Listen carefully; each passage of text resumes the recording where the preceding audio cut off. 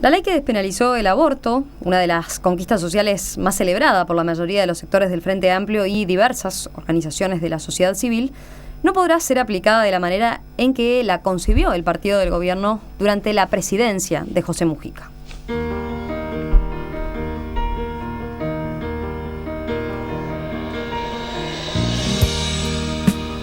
¿Por qué esto? Bueno, es que ante un recurso presentado por un grupo de ginecólogos hace 2 años, el Tribunal de lo Contencioso Administrativo anuló 7 de los 42 artículos del decreto reglamentario de la ley.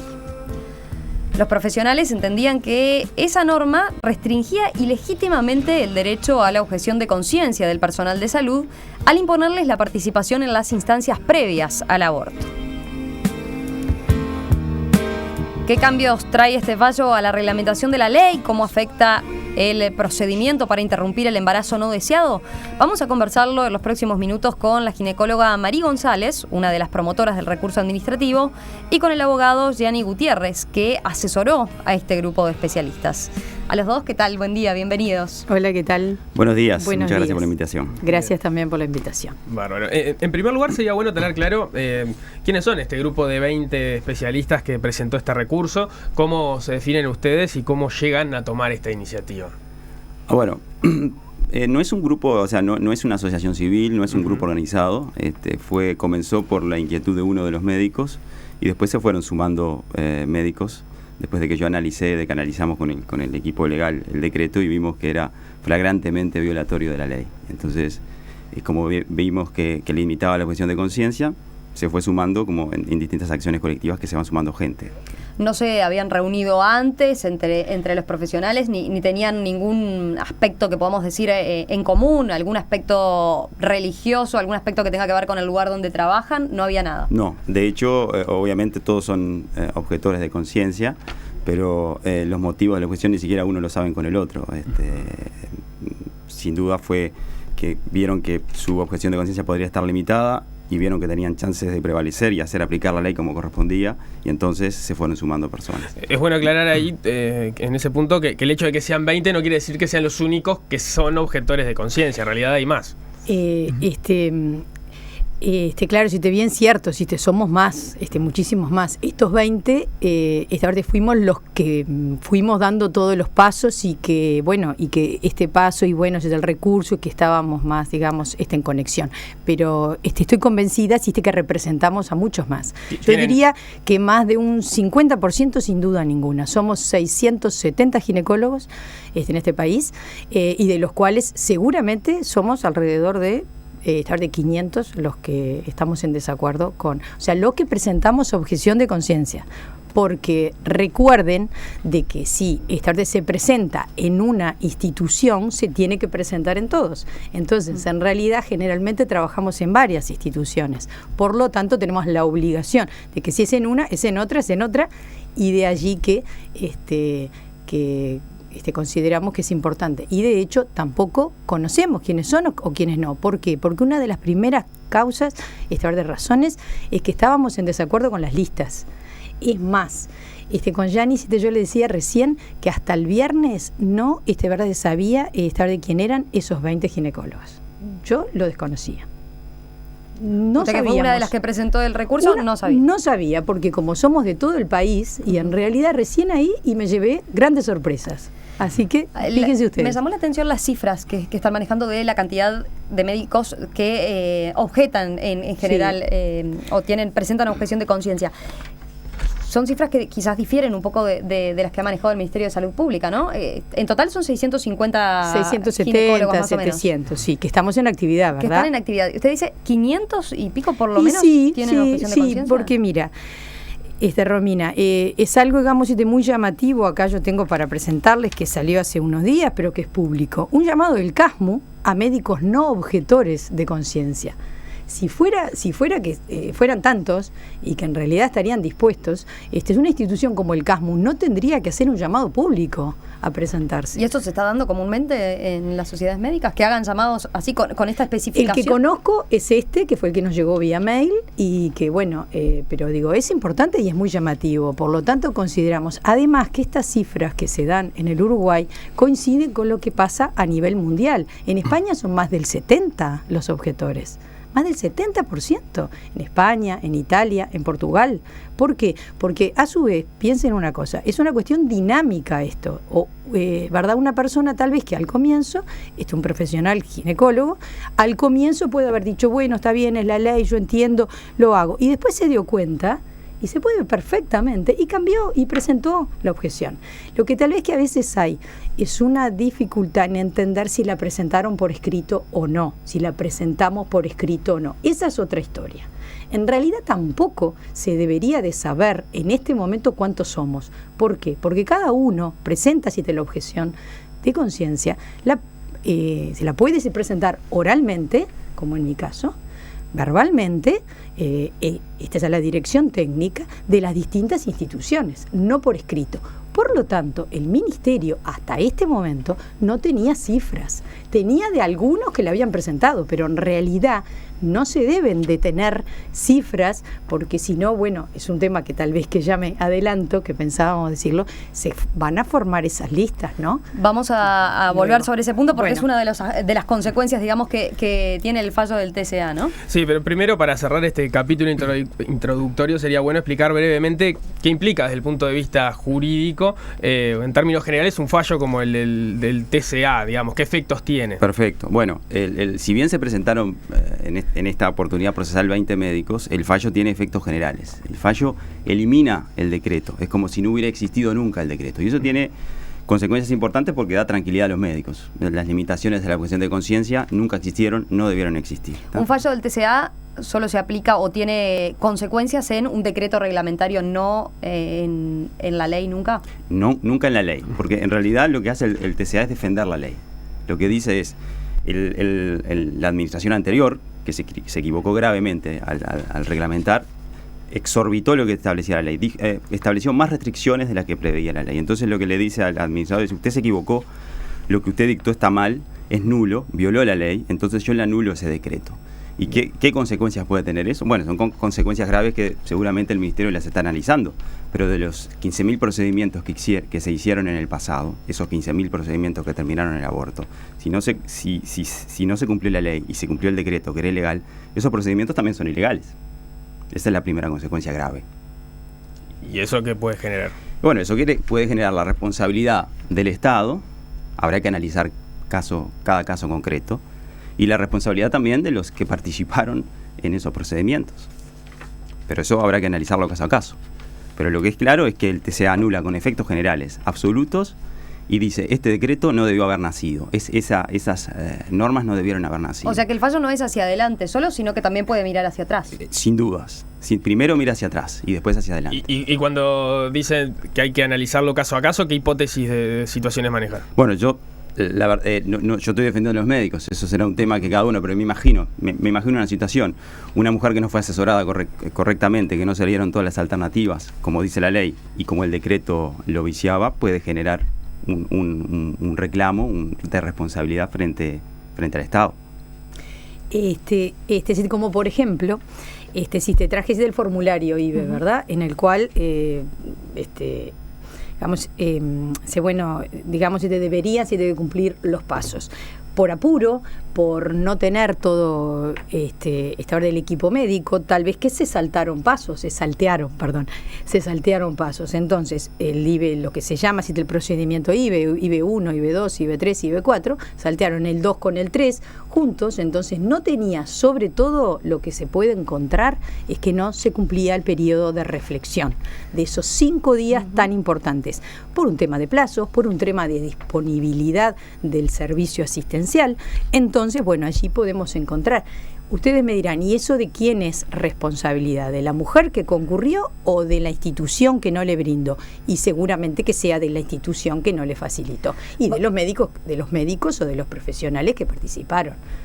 Vamos a hacer una especie de ayuda a memoria al oyente acerca del funcionamiento de la ley de interrupción voluntaria del embarazo. Usted mencionaba los distintos pasos, ¿no? El procedimiento para una interrupción voluntaria del embarazo consiste en 4 pasos. Nico, ¿los repasamos cada uno? Bien, el primer paso es: un médico recibe la solicitud de la mujer y la deriva a un equipo multidisciplinario no más allá del día siguiente. El segundo paso implica que el equipo multidisciplinario, integrado por un ginecólogo, una psicóloga o un asistente social, asesora a la mujer sobre las ventajas y desventajas de la interrupción y las políticas de apoyo a la maternidad, y el equipo le coordina una consulta con un ginecobstetra para luego de 5 días. El tercer paso implica que luego de no menos de 5 días de reflexión, un ginecobstetra recibe a la mujer y, si ratifica su voluntad, firma un consentimiento y se le receta generalmente misoprostol. Y el cuarto paso es: a los 10 días se recomienda una consulta de control. A ver, aclaremos que antes la objeción de conciencia solo se podía interponer en el paso 3, ¿no? Es decir, en la etapa de suministro del fármaco para abortar o al momento de coordinar la técnica quirúrgica conocida como legrado, ¿no? Este fue uno de los principales aspectos que ustedes objetaron. ¿Por qué lo hicieron? ¿En qué medida entendían que esto limitaba su derecho a la objeción de conciencia? En realidad, Corti, si objetamos todo. Todo este es el procedimiento, desde la etapa número 1. La etapa 2 y 3 ya estaba contemplada en la ley. La objeción de conciencia en la ley ya estaba. El decreto fue más allá, avasalló la ley y en realidad lo que nos obligaba a firmar la primera etapa, que es el IB1, que es la recepción de la solicitud de este verde de aborto, y firmar primera consulta y derivar. Solicitar los estudios y derivar. Hasta ahora entonces eso, por más que ustedes presentaran objeción de conciencia, tenían que hacerlo. Teníamos que hacerlo. O si no, teníamos la limitante que éramos, llamados, teníamos estar de numerosos 7 llamados de atención por no haberlo cumplido. ¿Pero en qué medida afectaba el hecho, de recibir a la paciente y simplemente quizás cumplir el paso 1, donde ella informa que quiere interrumpir su embarazo o que está pensando en interrumpir su embarazo y derivarla? ¿Eso en qué medida afectaba la objeción de conciencia? Pero objeta completamente, porque en realidad no nos permitía informarle qué significa el procedimiento. Nos obligaba a callarnos la boca, nos obligaba a habilitar un procedimiento que es el aborto. Y sí, teníamos que dar, aquí dice, tenemos que poner nuestro nombre, tenemos que derivarla y derivarla para el otro día, y entonces nos comprometíamos a participar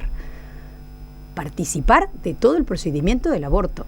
Es más allá de que, como obviamente, como todo ginecólogo, como todo médico, si tenemos, ¿verdad?, una consulta, claro que la procesamos, claro que la atendemos, pero como es nuestro, leal saber y entender, como hacemos para cualquier consulta, para cualquier paciente. Si uno tiene objeción de conciencia, realizar una actividad, toda actividad que colabora hacia esa actividad también tiene que estar dentro de la objeción. Ese es el punto, ¿no? Si no, sería solamente se estaría colaborando y diciendo, bueno, está bien, yo no lo hago directamente, pero ayudo a que otros lo hagan. Al final del día se estaría violando la propia conciencia. Sí. Ahora el fallo definitivo del TCA permite a todos los ginecólogos, no solo obviamente a los que presentaron el recurso, abstenerse de participar en cualquiera de los pasos que una mujer deba seguir para realizarse un aborto. En términos prácticos, entonces, ahora ¿cómo cambia la situación? ¿Qué implica y cómo debe desarrollarse el procedimiento a partir de ahora? Primera cosa es que no tienen que firmar el formulario IBE, que con la firma de la primera consulta era lo que autorizaba o iniciaba el procedimiento para llegar a un aborto. Un médico objetor de conciencia firmaba esto y después era esto lo que autorizaba a la realización del aborto. Esa es la primera. La consulta, cuando llega una mujer a un médico que es objetor, lo primero que debe, yo tengo la objeción de conciencia y no realizo este procedimiento. Consulte a otro médico. ¿Y qué pasa, Eva? ¿Qué pasa con esa paciente que iba ante con esa inquietud en un momento complicado también? O sea, ahora que tampoco lo van a derivar a otro ginecólogo que no haya presentado. No, sin duda el ministerio y las instituciones lo van a derivar, le van a dar otra fecha y hora para otro ginecólogo que pueda realizar él.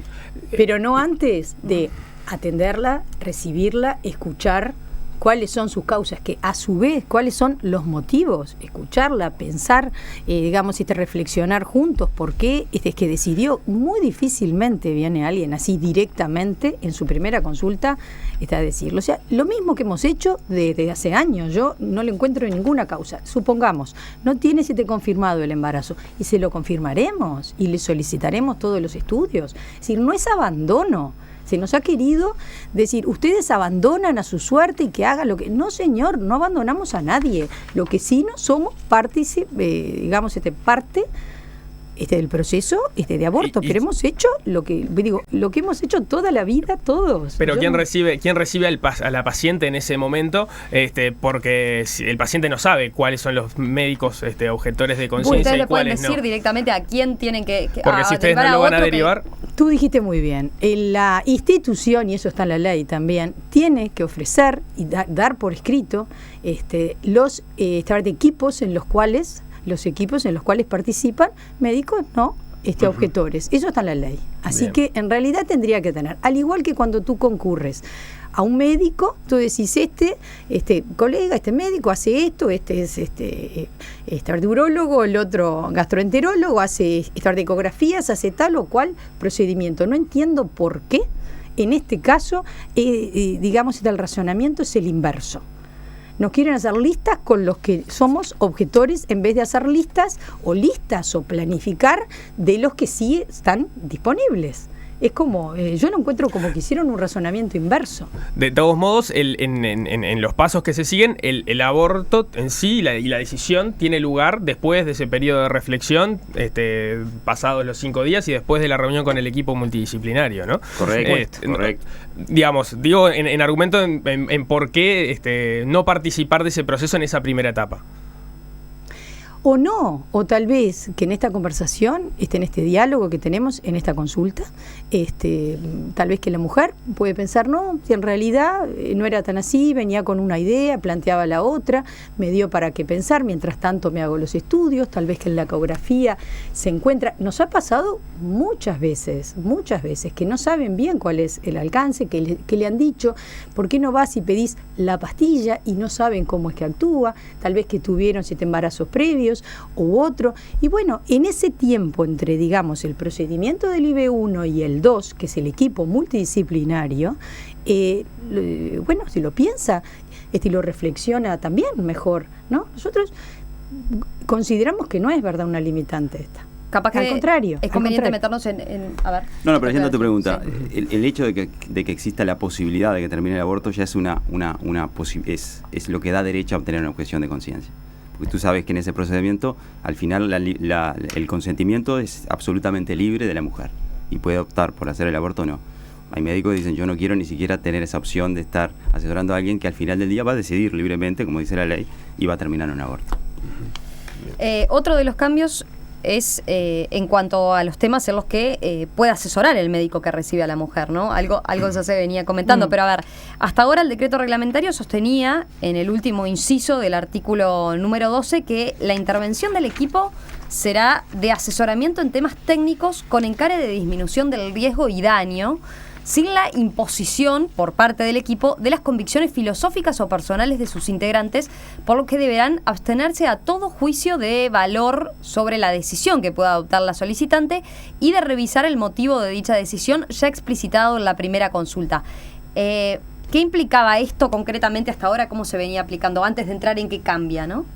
Bueno, esto, como lo dice muy bien la sentencia, el decreto lo que implicaba era que había una vía rápida hacia el aborto, donde no se le daban las opciones, el decreto no hablaba de darle opciones, no se analizaban las causas, la ley dice que hay que analizar las causas, habría que ver el artículo 3 de la ley, que dice específicamente las opciones que deben darse, dice específicamente, informará sobre las alternativas al aborto provocado, incluyendo los programas disponibles de apoyo social y económico, así como respecto a la posibilidad de dar su hijo en adopción.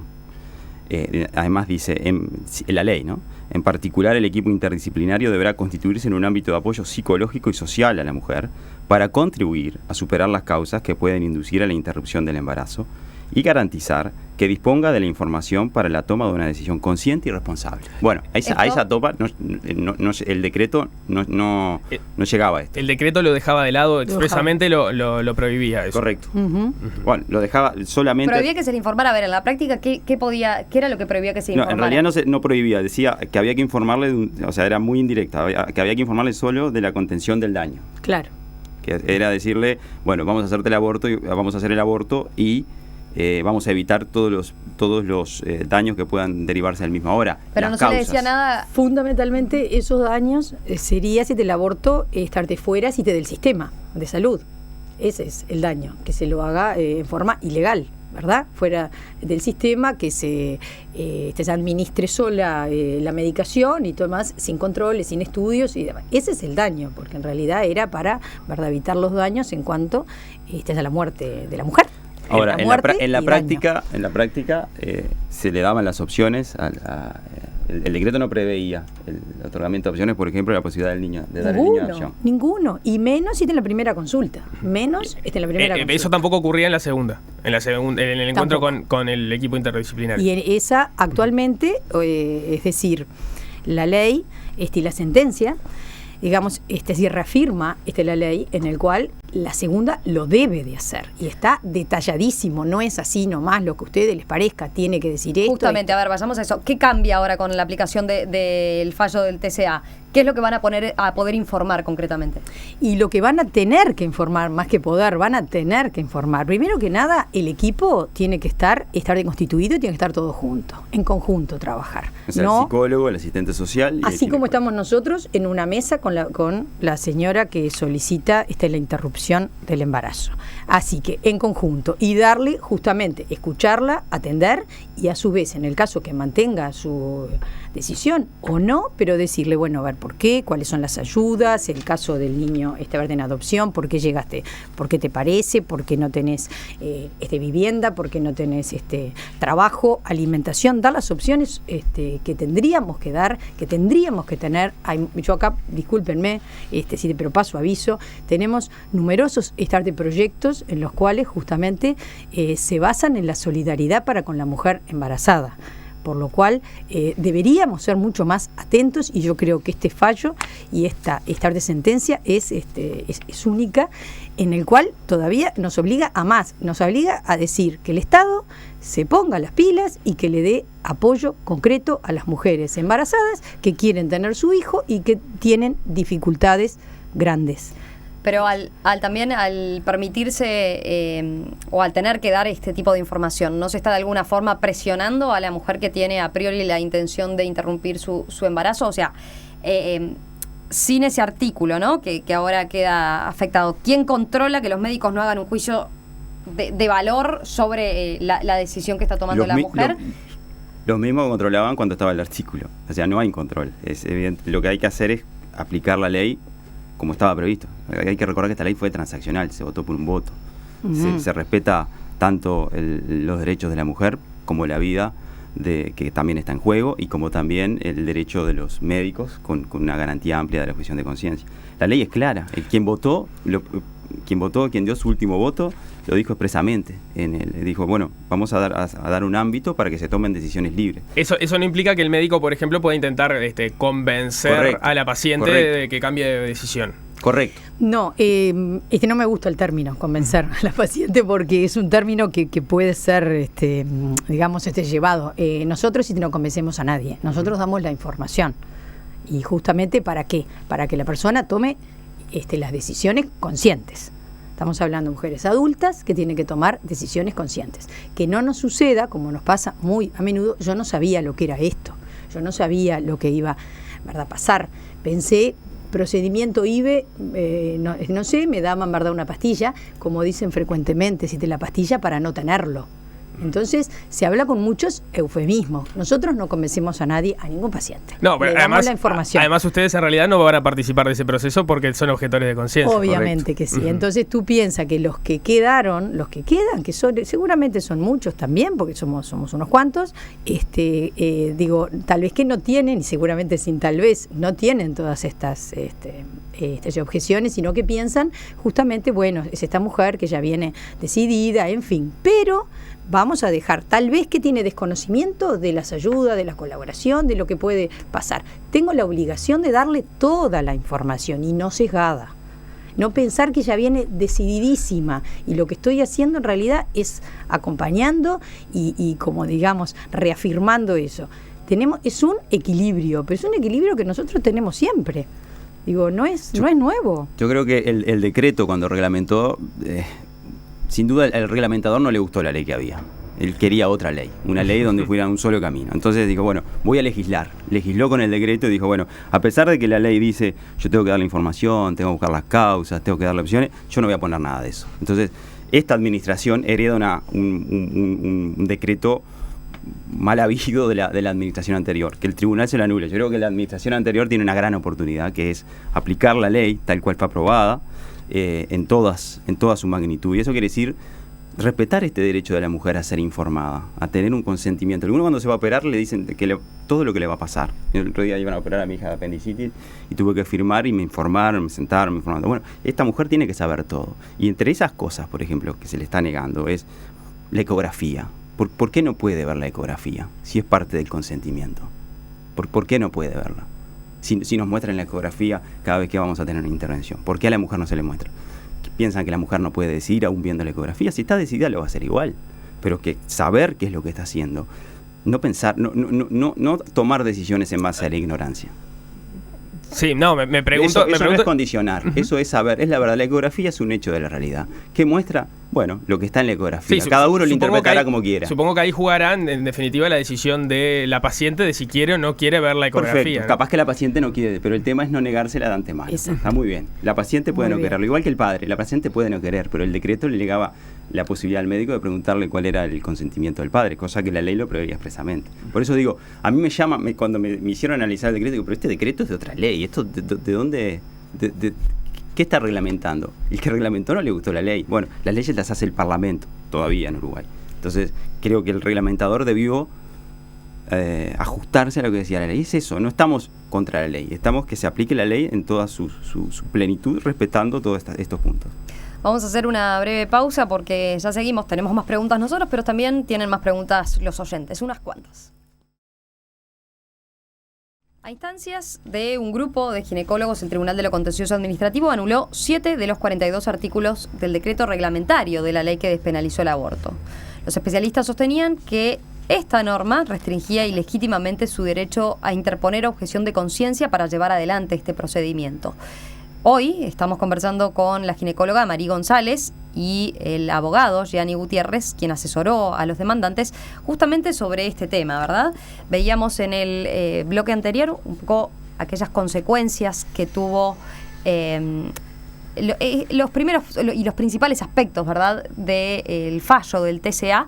Ahora, Nico, seguimos con otros temas. Sí, pasando en limpio algo sobre que habíamos mencionado, pero que hay oyentes que también que apuntan a lo mismo.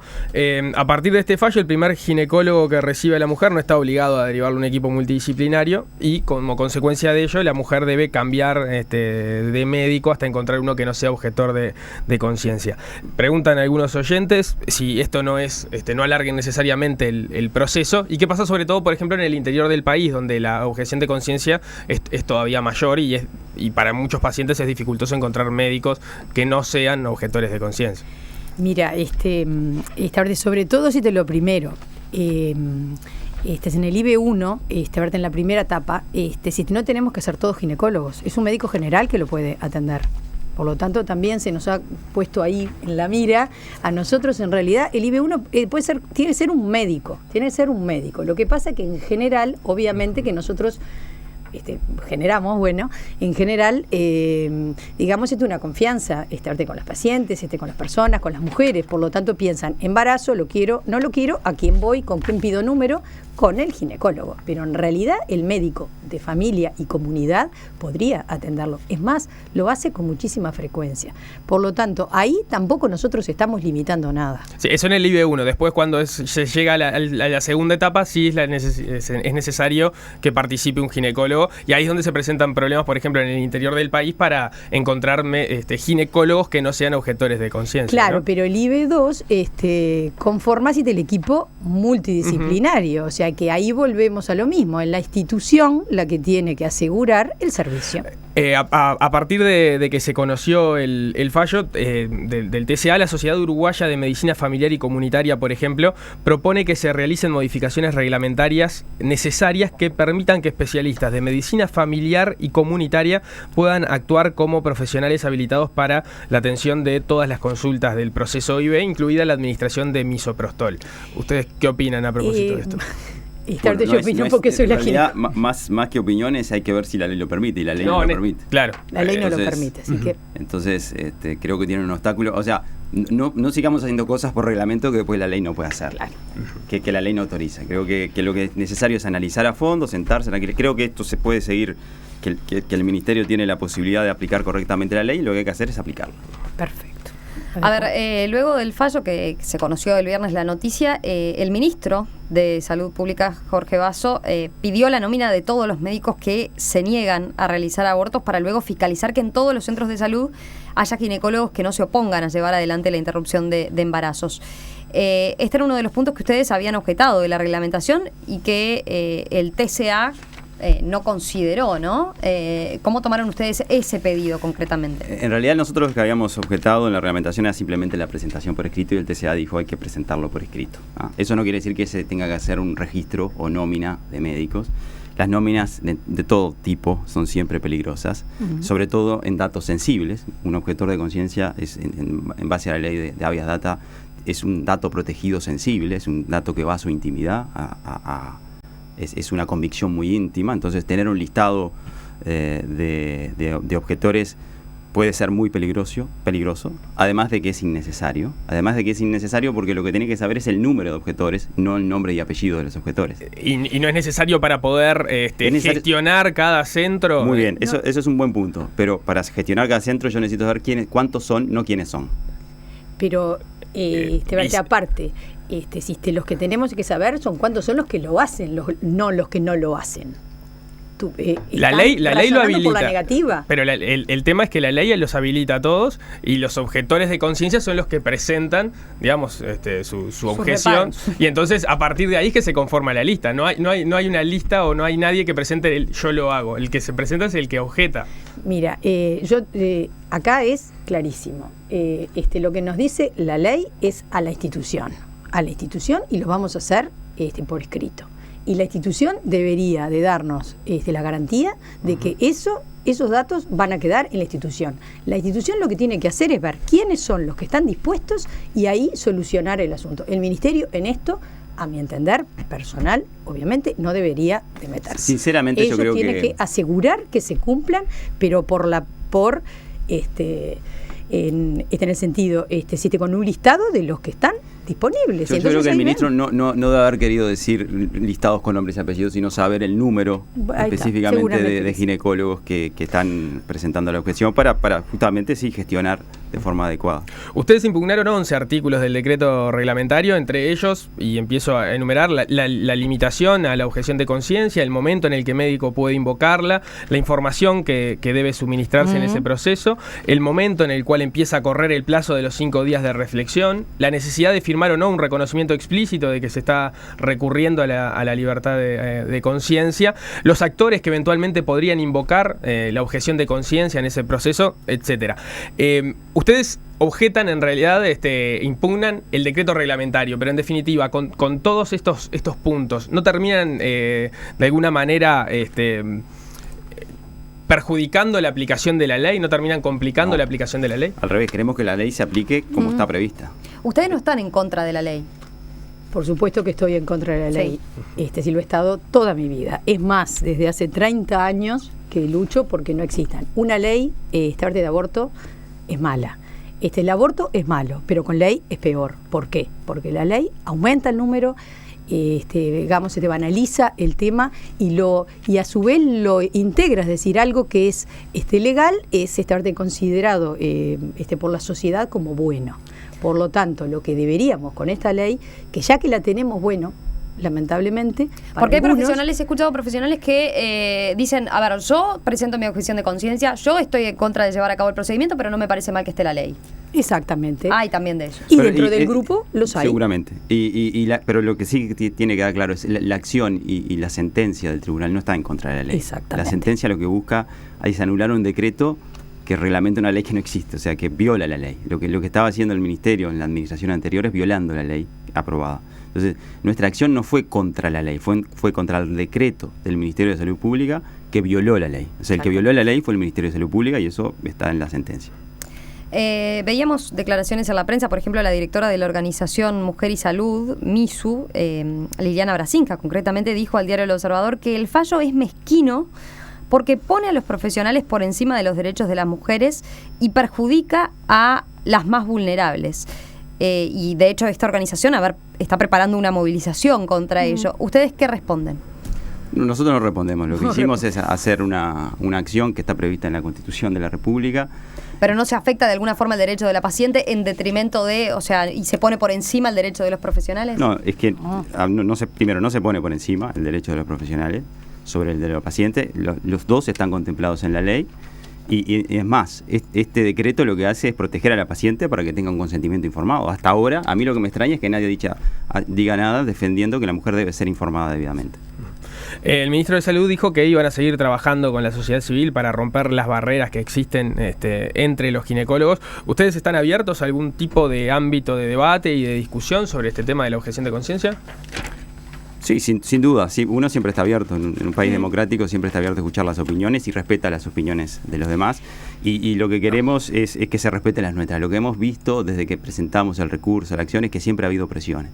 Que cuando salió la sentencia del TCA que suspendió los decretos, hubo un evento de repudio en el que la administración anterior iba a participar alguien del Ministerio de Salud Pública, repudiando el ejercicio de un derecho constitucional. Eso sí es inconcebible. Es inconcebible en un Estado de Derecho que alguien, porque inicie una acción judicial, lo repudien. Yo creo que eso es un tema que es esencial al Estado uruguayo. Nadie puede ser recriminado por ejercer un derecho que está en la Constitución. Eso no puede ser, no es admisible. Bueno, eso no, y mucho menos admisible de parte de una administración pública. Por suerte fue la administración pública anterior. Yo creo que de ahora en más tenemos una oportunidad de que esta ley se aplique como fue prevista, ¿no? Fue una ley transaccional donde se contemplan los derechos de la mujer. Habrá algunos que están en contra de llamarle derechos, los derechos del concebido, habrá algunos que digan que no tiene derechos, y los derechos del médico, ¿no? Eso es una ley transaccional, ¿no? Nadie se impuso sobre nadie. Y lo que pasó con este decreto y esta movida es que hubo alguien que quiso legislar por decreto. Bueno, eso en Uruguay no está permitido. Gianni Gutiérrez, abogado, quien asesoró a los ginecólogos demandantes, Mario González, una de las promotoras del recurso. Les agradecemos estos minutos esta mañana aquí en Perspectiva y bueno, vamos a seguir atentos al tema y vamos a volver a conversar en cualquier momento. Bueno, muchas gracias. Muchas gracias, muy amables ustedes.